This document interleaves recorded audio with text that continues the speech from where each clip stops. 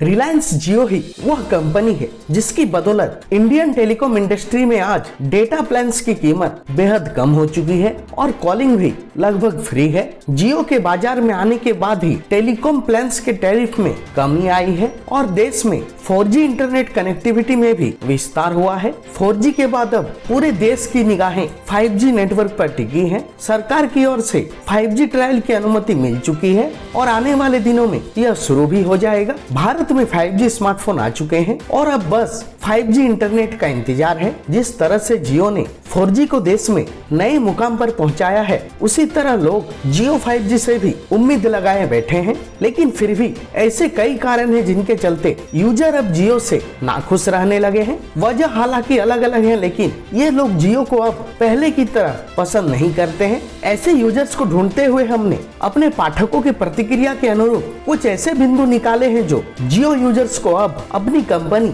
और अपने नेटवर्क में अखरने लगे हैं और 5G के आने से पहले ग्राहक 4G में सुधार की मांग कर रहे हैं।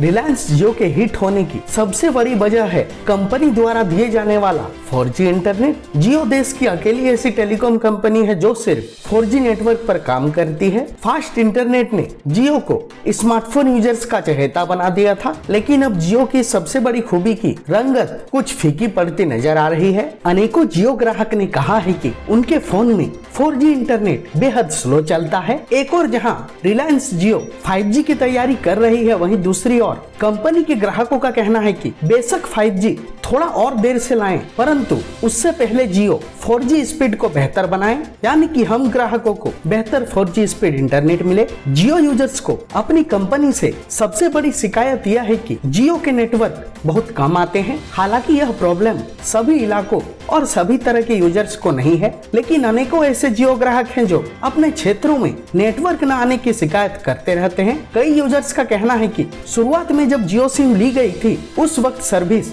ज्यादा बेहतर थी, लेकिन बाद में सिग्नल कमजोर होने लगे और अब नेटवर्क की समस्या आने लगी है।